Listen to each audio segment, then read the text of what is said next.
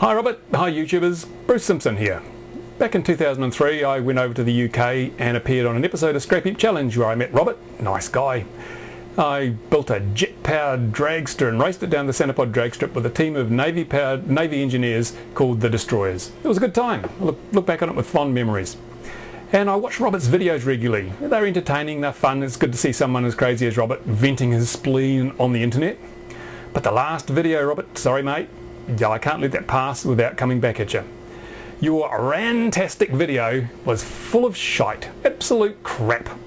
You talk about electric vehicles like they are already the future. Well, they're not. They're simply not. The technology is not there. I'm sorry, it doesn't matter what you say, it just doesn't pan out.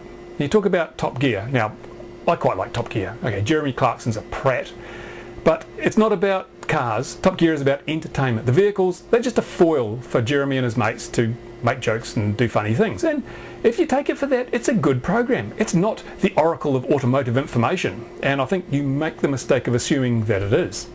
I wouldn't let Jeremy Clarkson drive my car, let alone choose my next vehicle for me. I mean, his perspectives are all wrong, and he basically plays everyone to bring out the worst of them. You know, he's devil's advocate.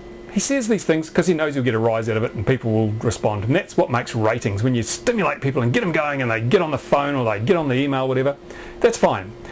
But electric vehicles, now you talked about the Tesla Roadster. Now that program, for the Top Gear program you're talking about, I probably won't see it here for another 50 years because here in New Zealand we can't afford to buy the latest series of anything, so all the stuff we see is miles out of date. In fact, I watched an episode of Top Gear on television last week and Jeremy Clarkson was still in short pants. Maybe it was nappies, I don't know. Anyway, they're really old, so I won't see that episode, but I'll just cover what you said about it. Now you're saying the Tesla Roadster is much cheaper than a petrol-powered car. You can recharge it for pennies. Yeah, maybe you can. In fact, a couple of quid maybe.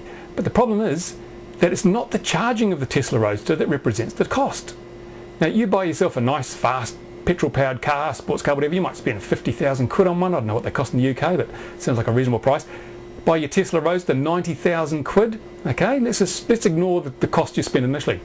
When you have that petrol car, you fill the tank, costs you 40 quid, and you travel the distance that you travel.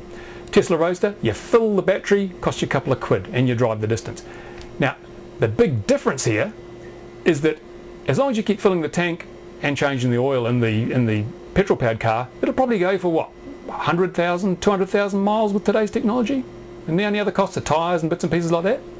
The Tesla Roadster, different kettle of fish. Inside the Tesla Roadster are some lithium-ion batteries. You know, that's good technology. It's the stuff that's been powering incendiary laptops and exploding cell phones for years. It's proven it works, albeit there are a few dangers. But setting aside the risks involved with lithium-ion batteries, they only last between 300 and 500 charges.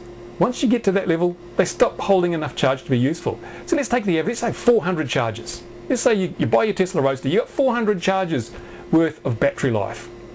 Now, let's say that you are spending 2 quid every time you charge it up for electricity. Do you know how much a Tesla Roadster battery is worth? Well, I did some research on the net, it's not hard. £13,000 to buy a new battery for your Tesla Roadster. And that battery will last you 400 recharges.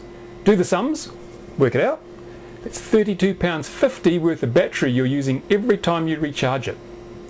Now add to that a couple of quid for the electricity, and suddenly 40 quid, 34 quid. Not a lot of difference, is there? Suddenly that much cheaper to run is slightly cheaper to run. And in fact, if you had a sports car that got reasonably good fuel economy, it might even be a little bit dearer to run your Tesla Roadster once you factor in the cost of your battery and replacing it. So you didn't do the homework, man. You didn't look beyond the hype and the glossy brochure that Tesla have on their website. You just took it at face value, didn't do the sums. Your Tesla Roadster is not going to save you a snot load of money, mate. It's going to cost you money in the long term. If you hang on to it for longer than the warranty period, you're going to be facing a £13,000 battery replacement. But of course you might just flick it off before the warranty expires and let the next guy worry about that.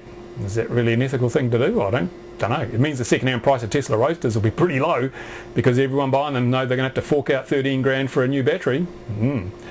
So then there comes the issue of recharging. Do you know how much power it takes to recharge a Tesla Roadster? I did some more research. It's on the website, I think. 54 kilowatt hours. How much power is that? Well, the average UK household uses around about 15 kilowatt hours per day. So let's assume your Tesla Roadster needs to be recharged every third day. Then you're going to have to spend 17 kilowatt hours worth of power every day charging that. That's more than you use now in the whole house. So your power bill is going to more than double when you have to charge your electric car. That few quid a charge is looking a bit bigger now, isn't it? Not only that, but where's that power going to come from? If suddenly the whole country turns to driving electric cars and they all plug them in at night, suddenly the power grid's going to have to deliver twice as much power. Where's it going to come from? How's it going to get to the house? What's going to get overloaded? How many new nuclear, coal, thermal, hydro schemes are going to have to be built to support all those electric vehicles? Doesn't look too good. So that's the problem. That's where your electric vehicle falls flat on its face. And is it a big conspiracy by the oil companies? No, I don't think so. If you look at the ownership of companies like Honda, Toyota, Ford, General Motors, you won't see ExxonMobil, you won't see Shell, you won't see BP on the shareholders list in any significant form. No, the oil companies don't own the car companies, and the car companies would love to be free of the tyranny of buying or being reliant on petrol. And that's why they're spending so much money now on things like the Prius and the various other hybrids around and pure electric vehicles. They want to break free of the oil companies. And if the technology was there, they'd do it. They really would. They'd be out there. In fact, if the car companies were owned by the oil companies, why do we even have vehicles that will do 50, 60, even 70 miles to the gallon? Surely the oil companies would just say to the car companies, you're only making V8s, you're only making gas guzzlers, I don't want any vehicles out there that do more than 20 miles to the gallon, because we'll make more money by selling more petrol. But they don't do that, do they? Car fuel economy has gone through tremendous advances in the last few decades. Now, you can buy yourself a little European diesel to get you 70 miles to the gallon. It was unheard of just 30 years ago. And if the oil companies are trying to lock this up, they wouldn't let them do it. So sorry, again, that theory, down in flames, mate. Sorry. Well, it's a nice summer's day here in New Zealand. Temperature's about 25 degrees. I might go and have a beer, go and sit out under the sun. And I thank you for watching this video, Robert, and anyone else that's watching. And if you've got comments, leave them on the YouTube page.